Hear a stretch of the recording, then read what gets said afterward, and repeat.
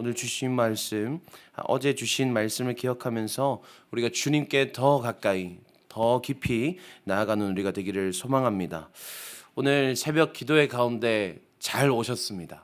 정말로 잘 오셨습니다. 왜냐하면 오늘 우리에게 주신 말씀이 정말로 놀라우신 하나님의 섭리하심 가운데 있구나라는 것을 느끼게 되는 그런 본문입니다. 오늘 우리가 함께 나눌 말씀 열왕기상 8장 54절에서 66절까지의 말씀입니다. 열왕기상 8장 54절에서 66절까지의 말씀, 저와 여러분들이 한 절씩 교독하도록 하겠습니다. 솔로몬이 무릎을 꿇고 손을 펴서 하늘을 향하여 이 기도와 간구로 여호와께 아뢰기를 마치고 여호와의 제단 앞에서 일어나 쳐서 큰 소리로 이스라엘의 온 회중을 위하여 축복하며 이르되 여호와를 찬송할지로다. 그가 말씀하신 대로 그의 백성 이스라엘에게 태평을 주셨으니 그 종 모세를 통하여 무릇 말씀하신 그 모든 좋은 약속이 하나도 이루어지지 아니함이 없도다. 우리 하나님 여호와께서 우리 조상들과 함께 계시던 것 같이 우리와 함께 계시옵고 우리를 떠나지 마시오며 버리지 마시옵고 우리의 마음을 주께로 향하여 그의 모든 길로 행하게 하시오며 우리 조상들에게 명령하신 계명과 법도와 율례를 지키게 하시기를 원하오며 여호와 앞에서 내게 간구한 이 말씀이 주야로 우리 하나님 여호와께 가까이 있게 하시옵고 또 주의 종의 일과 주의 백성 이스라엘의 일을 날마다 필요한 대로 돌아보사 이에 세상 만민에게 여호와께서만 하나님이시고 그 외에는 없는 줄을 알게 하시기를 원하노라. 그런즉 너희의 마음을 우리 하나님 여호와께 온전히 바쳐 완전하게 하여 오늘과 같이 그의 법도를 행하며 그의 계명을 지킬지어다. 이에 왕과 및 왕과 함께한 이스라엘이 다 여호와 앞에 희생 제물을 드리니라. 솔로몬이 화목제의 희생 제물을 드렸으니 곧 여호와께 드린 소가 22,000마리요 양이 12만 마리라. 이와 같이 왕과 모든 이스라엘 자손이 여호와의 성전의 봉헌식을 행하였는데 그날에 왕이 여호와의 성전 앞들 가운데를 거룩히 구별하고 거기서 번제와 소제와 감사 제물의 기름을 드렸으니 이는 여호와의 앞 놋 제단이 작으므로 번제물과 소제물과 화목제의 기름을 다 용납할 수 없음이라. 그때 솔로몬이 7일과 7일 도합 14일간을 우리 하나님 여호와 앞에서 절기로 지켰는데 하맛 어귀에서부터 애굽 강까지의 온 모여 그와 함께 하였더니 함께 있습니다. 8째 날에 솔로몬이 백성을 돌려보내매 백성이 왕을 위하여 축복하고 자기 장막으로 돌아가는데 여호와께서 그의 종 다윗과 그의 백성 이스라엘에게 베푸신 모든 은혜로 말미암아 기뻐하며 마음에 즐거워하였더라. 아멘. 오늘 우리에게 주신 말씀을 가지고 은혜 후에라는 제목으로 함께 말씀을 나누고자 합니다. 오늘 본문의 말씀은 성전 건축을 마친 후에 이루어진 성전 봉헌식에 대한 내용입니다. 얼마나 영광스럽겠습니까? 얼마나 그 은혜가 넘치고 감격에 충만한 순간이겠습니까? 오늘 말씀을 통해서 우리는 그런 영광과 은혜가 가득한 순간 하나님의 지혜가 충만했던 솔로몬은 어떻게 반응했는가? 그 은혜와 영광이 가득 찼을 때에 솔로몬은 그 다음 스텝으로 무엇을 제시하는가를 우리는 살펴볼 수 있습니다. 말씀을 준비하려고 본문 말씀을 묵상하는 가운데 소름이 돋았습니다. 지금 우리가 얼마나 큰 영광 가운데 있습니까? 지금 우리가 얼마나 은혜 충만한 상태에 있습니까? 특세를 통해서 하나님께서 우리에게 부어주신 그 능력이, 그 은혜가 우리 안에 가득 차 있는 상태입니다. 그 은혜 가운데 있는 우리가 새롭게 일상의 예배를 시작하면서 특세 후의 삶을 어떻게 살아갈 것인가? 하나님께서 오늘 솔로몬을 통해서 우리에게 그것을 보여주시는 것입니다. 54절 말씀에 솔로몬이 그 영광 앞에서 어떻게 반응하고 있습니까? 무릎을 꿇고 손을 펴서 하늘을 향하고 있습니다. 솔로몬이 얼마나 큰 업적을 이루어냈습니까? 수년 동안 진행되었던 공사가 완공된 순간입니다. 백성들이 얼마나 그 공을 높이고 있겠습니까? 야, 역시 우리 솔로몬 왕이 하나님의 지혜가 충만하더니 정말 대단한 업적을 이루어냈구나. 역시 위대한 다윗 왕의 아들 그 솔로몬도 못지않게 위대한 왕이구나. 이 성전 완공식의 주인공으로서 온 영광을 자신이 다 누릴 수 있는 상황입니다. 그런데 그 상황 속에서 백성들이 보는 앞에서 그 왕이 무릎을 꿇습니다. 왕은 함부로 무릎을 꿇을 수 없는 존재입니다. 그러나 온 백성이 보는 앞에서 무릎을 꿇었습니다. 누구 앞에 무릎을 꿇습니까? 하나님 앞에 무릎을 꿇습니다. 철저히 이 모든 것이 하나님께서 이루신 것이라는 것을 선포하고 있는 것입니다. 우리의 삶은 우리 스스로의 힘으로는 선한 일들을 이뤄낼 수 없습니다. 왜냐하면 우리는 하나님의 선하심이 결여된 존재이기 때문입니다. 그래서 만약 혹시나 우리 삶 가운데에 하나님의 은혜로운 일들이 펼쳐진다면, 하나님의 일하심과 하나님의 역사하심이 우리의 삶 가운데 펼쳐진다면 그것은 전적인 하나님의 은혜라는 것을 우리는 기억해야 합니다. 솔로몬도 그렇기 때문에 오직 하나님께 영광을 올려드리고 있습니다. 그래서 오늘 말씀을 통해서 깨달을 수 있는 은혜 후에 우리가 어떻게 살아가야 하는가? 그 첫 번째는 오직 하나님께 영광을 올려드려야 한다는 것입니다. 그리고 두 번째는 무엇일까요? 축복의 통로로서 축복의 중보자가 된 그 삶을 살아야 한다는 것입니다. 54절에서 무릎을 꿇었던 솔로몬이 55절에서 자세를 바꿉니다. 서서 큰 소리로 축복하며 이르되, 무릎을 꿇고 기도했던 솔로몬이 이제 일어나서 백성들을 축복합니다. 이와 같이 지도자가 하나님과 백성 사이에 서 있는 형태는 창세기 18장 말씀에서도 등장하는데요.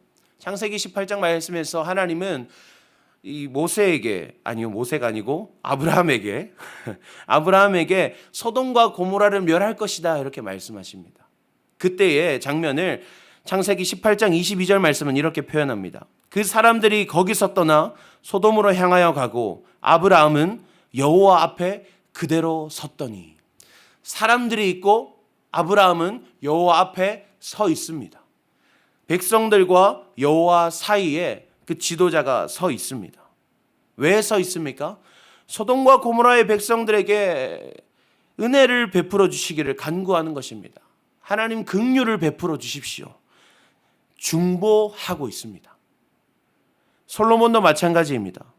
담임 목사님께서 말씀하시는 것이 무엇입니까? 특성하는 자들이 더 복되고 특성하는 자들이 더 은혜를 누린다. 그러면 그 성전 완공을 마친 후에 가장 큰 은혜를 누린 자는 누구입니까? 누가 뭐래도 솔로몬이 가장 큰 은혜를 누리고 있습니다. 그래서 솔로몬은 하나님과 백성들 사이에 서서 자신이 누리고 있는 그 은혜를 축복으로 바꾸어 백성들에게 전해주고 있는 것입니다. 은혜 받은 사람은 다른 사람을 위해서 중보해야 합니다. 은혜 받은 사람은 자신이 가진 은혜를 다른 사람에게 축복해 주어야 합니다. 그런 분이 계십니다. 누구야, 내가 우리 교회 특별 새벽 부흥회를 했더니 너무너무 은혜로웠어. 너는 너희 교회 새벽 기도 나가고 있니? 너도 잠을 좀 덜 자야 돼. 은혜를 누리지 못한 사람을 책망하는 분들이 계십니다. 또는 그 은혜를 특권을 누리는 것처럼 내가 이렇게 많은 은혜를 받았어, 우리 교회가 최고야 하면서 혼자만 생각하면 되는데 그거를 다른 사람한테 가가지고 막 자랑하고 그것이 마치 내가 뭔가를 이루어낸 양 그렇게 자랑하는 사람들이 있습니다. 그러나 은혜 받은 자는 내가 받은 은혜를 그렇게 잘난 척하면서 자랑하는 것이 아니라 은혜 받지 못한 자를 책망하면서 마치 그것을 하지 못하면 죄인인 것처럼 비난하는 것이 아니라 내게 임하신 은혜가 다른 이들에게도 동일하게 임할 수 있도록 축복으로 중보해야 합니다. 58절과 59절 말씀에 그 솔로몬의 축복의 내용이 담겨 있습니다. 그리고 60절에서 솔로몬이 왜 백성들에게 이렇게 축복하고 있는가, 그 축복의 목적이 나타납니다. 이에 세상 만민에게 여호와께서만 하나님이시고 그 외에는 없는 줄을 알게 하시기를 원하노라. 아멘. 하나님, 우리의 삶을 통하여서 우리에게 임하신 이 은혜를 통하여서 만민이 여호와만 하나님이신 줄을 알게 하여 주시옵소서. 하나님, 우리의 인생을 통하여서 우리의 이 성전 완공을 통하여서 모든 사람들이 하나님만 바라보게 하여 주시옵소서. 하나님, 우리를 전도의 통로로 사용하여 주시옵소서. 이렇게 지금 솔로몬이 고백하고 있는 것입니다. 하나님의 영광 가운데 있는 자는, 그 은혜 가운데 있는 자는 이제 어떻게 살아야 합니까? 오직 하나님께만 그 영광이 있음을 고백해야 합니다. 그리고 그것을 내 안에만 가두어 두는 것이 아니라 하나님의 살아계심을 선포함으로 나와 함께 살아가는 모든 이들에게 하나님을 바라볼 수 있도록 하나님을 선포하고 증거하고 전도할 수 있어야 하는 것입니다. 이것이 오늘 하나님의 영광 가운데 있는 솔로몬이, 하나님의 지혜가 누구보다 충만했던 솔로몬이 이제 우리가 어떻게 살아가야 할 것인가를 고민하며 도출해낸 결론, 하나님께서 그 하나님의 지혜가 충만했던 솔로몬으로 하여금 깨닫게 하셨던 다음 걸음입니다.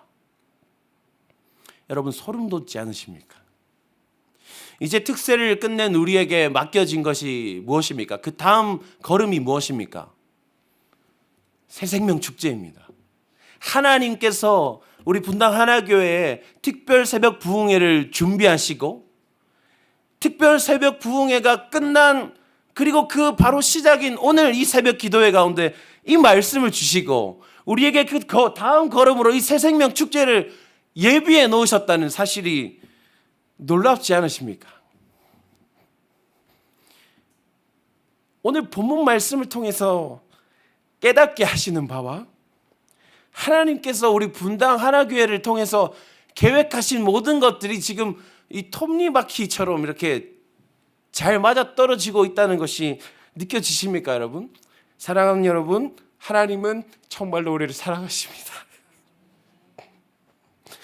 우리 교회는 정말로 하나님의 사랑을 받는 교회입니다. 제가 왜 이렇게까지 감격스러운지 모르겠습니다.